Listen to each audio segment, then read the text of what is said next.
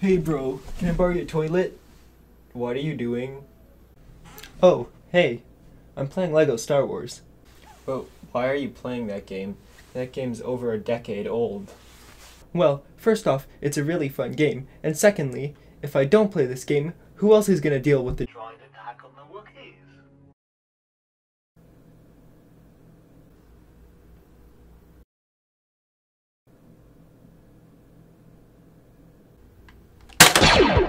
Don't you think that was a little harsh?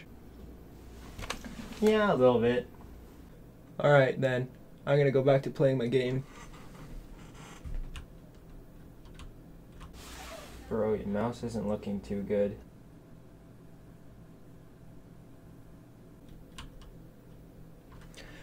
I'm sure it's fine, man. It's no big deal. Bro, your mouse is about to fall.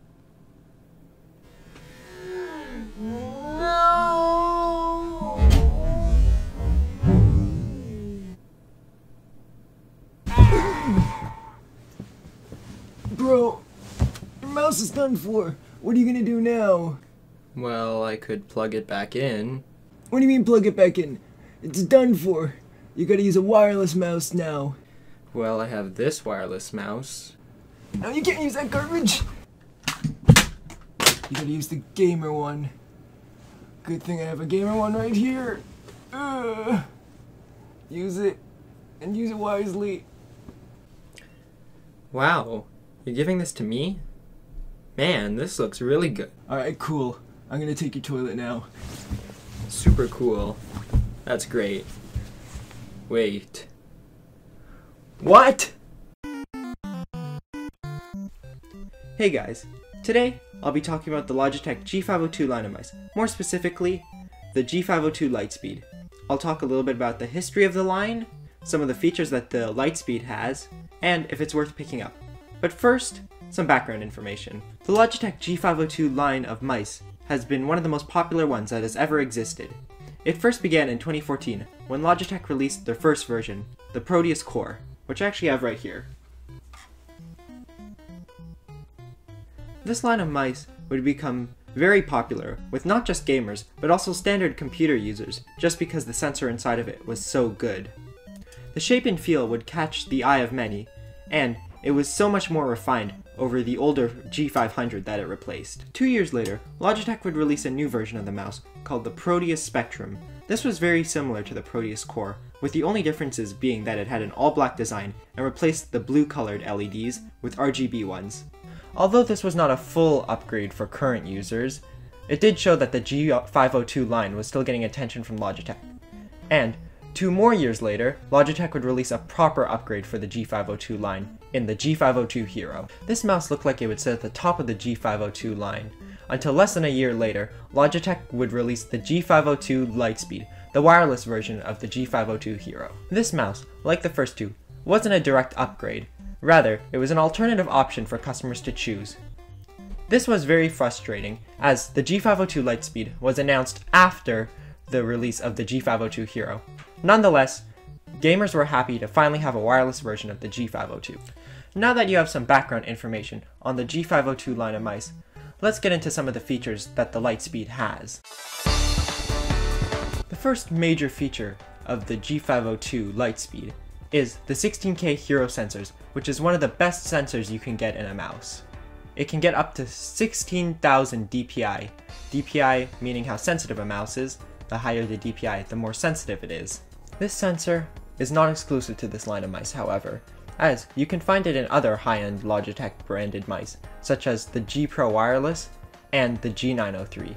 This sensor is also much more power efficient compared to other sensors that they have used in their wireless gaming mice. The G502 Lightspeed is actually lighter than the wired G502 Hero, which is strange because you'd think that the wireless mouse would weigh more because it needs more components. The reason is the G502 Lightspeed actually had a complete internal redesign, with the main work being done on the endoskeleton to shave the extra weight off the mouse. This strategy is actually also used in the G Pro Wireless, which is one of the lightest high-end gaming mice available.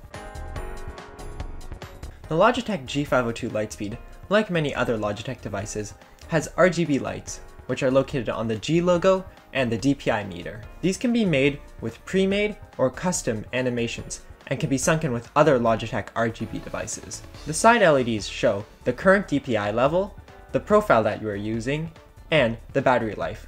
The LEDs will flash red when you're low on battery. If you're not into these LEDs, you can simply turn them off if you prefer a more sleek look to your mouse. Hey guys, it's me, Post Andrew. There's one thing I forgot to add into the main video, and it's that the G502 Lightspeed actually supports wireless charging. Here, you can see the G502 Lightspeed.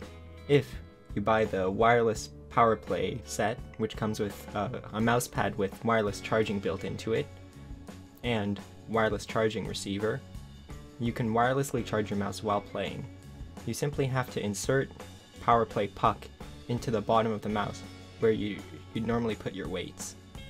Then you simply just have to put your mouse on the mouse pad and use it wirelessly. Anyways, back to the main video. The report rate of a mouse is simply how much a mouse will report its position per second to its device. The Logitech G502 Lightspeed has a report rate of 1000 Hz, which will mean there's about a 1 millisecond of delay between you moving your hand and the action being done on the computer. This should be expected on the G502 Lightspeed, as it is a high-end mouse. In some mice, when you're switching between wired and wireless mode, the report rate could change, or even drop. But the G502 is able to keep its speed in both wired and wireless mode. Ha ha! Get it? Speed? Lightspeed? Ah ha ha. Shut up, said James. It's not funny. The official battery life rated by Logitech is 48 hours with the lighting turned on and 60 hours with the lighting turned off. This is pretty accurate, as my G502 Lightspeed can get me through about a week of usage with 6 to 8 hours a day with the spectrum animation at 100% brightness. This makes me confident to bring the mouse out without the charging cable. In the box, you will find the wireless receiver with the G502 name printed on it, the charging and data cable for charging and wired use of the mouse, the receiver extension adapter, which is used with the cable to get your wireless adapter closer to your mouse. Otherwise, it works like a USB extension. It also comes with 6 weights if you prefer a heavier mouse, with 2 4-gram weights and 4 2-gram weights. These can be stored in the included accessory box with storage grooves for everything except the charging cable and the mouse itself. Finally, the star of the show, the G502 Lightspeed itself. The Logitech G502 mouse should work on any computer or device that supports mice. However, there is a software that it comes with, the Logitech G Hub software, that has some specifications. It recommends running on Windows 7 or later, Mac OS X 10.11 or later, and Chrome OS. However, I'm sure you could install it on operating systems that are not listed. The Logitech G Hub software is very easy to install. You simply have to go to the Logitech support website and search for the G502 Lightspeed in the search bar. Click on the G502 Lightspeed mouse, the one that looks like the one in the video, in case you're wondering, and it will bring you to its support page. Click Downloads and it will bring up the version for your OS. Download the file and follow the instructions given by the installer. Once you are in the application, the top will say Active Profile. By default, it will change depending on what game you are playing, with a preset button and sensitivity layout. You can customize these presets for specific games and even make your own ones if Logitech doesn't pick up your games. If you prefer consistency and like to keep the settings of your mouse the same across all apps, you can lock a profile in place so it will stay the same with all apps. When you click on the G502 Lightspeed, it will take you to a menu with 3 categories: Light Sync, Assignments, and Sensitivity. In Light Sync, you can change the animation of the RGB lights, as well as change other settings where applicable, such as the colors for fixed and breathing effects, or the speed and brightness of the animation for the cycle effect. The next category, Assignments, is where you set the functions for the buttons on the mouse. There are 5 sections here. Commands is where most built-in key combinations for the OS that you are using are located. Keys is where you can insert a keyboard key onto your mouse, such as numbers, symbols, or letters. Actions is where you can have buttons on your mouse, do actions in other applications on your computer, such as muting yourself on Discord or starting a recording in OBS. Macros are where you can program your own sequence of keys, such as opening a menu or pulling off a multi-key function with one button. The final section is System, where you will find all the standard features of the G502, like DPI control. Here is where you will also find simple system controls, such as changing the volume or copy-pasting. To set the function you want for your mouse, simply drag the function you wish to add to your mouse on top of the button on the image displayed. This mouse also has a function called G-Shift, where you can give a button this function and add a second layer to the buttons for extra commands. The final category is sensitivity, where you can change the DPI and report rate of the mouse. You can have up to 5 different speeds per profile and can change them with the DPI up and DPI down settings. The G502 mouse is designed to be used with the right hand only. I mean, you can try and use it with your left hand, but fair warning, it won't be comfortable for you lefties out there. The mouse has a total of 11 programmable buttons, which includes the left, the right, and the middle click. The left and right sides of the mouse are textured, so your hands won't slide around while using it.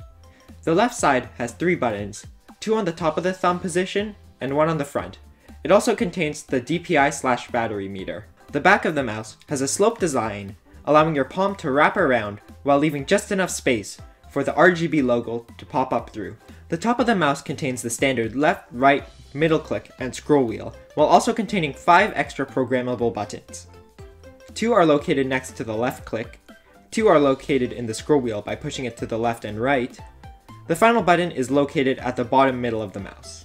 Above this button is the precision scrolling button, where you can have the mouse in either precision mode for more accurate scrolling, or unlocked mode for quick scrolling. The front has an angular design with the micro USB port recessed in the middle.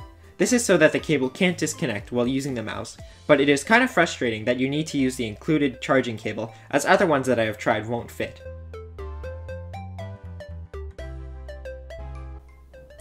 I do have a small bias for the G502 line of mice, as they have been my go-to mice for gaming for over 2 years. Here are some examples of how I use the G502.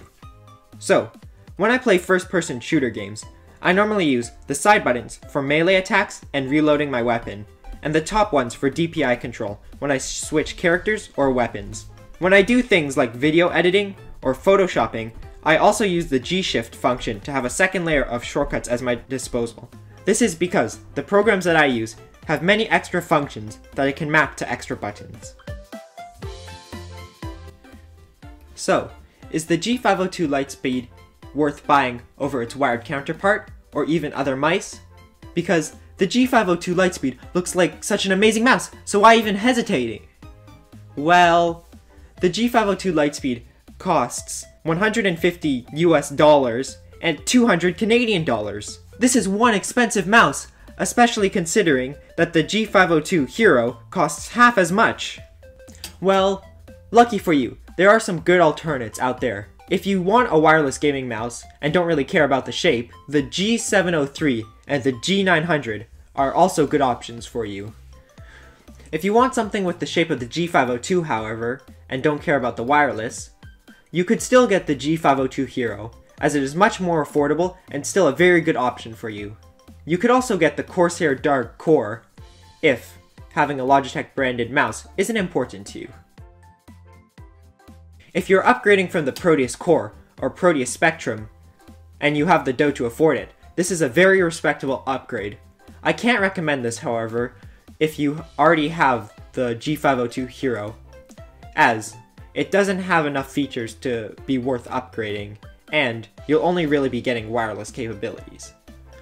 Overall, this mouse is outstanding, and if you're willing to spew for the huge price, the Logitech G502 Lightspeed won't disappoint.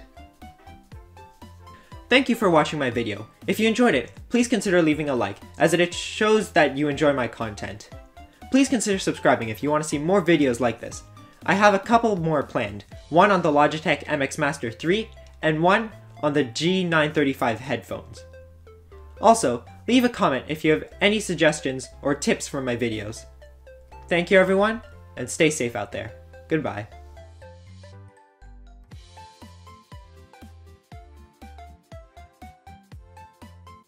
Here's a quick view of the setup that I have. I know it looks kinda janky, but hey, it works. I love Nintendo so much that I used a Nintendo branded cable to hook up to my microphone. Nice.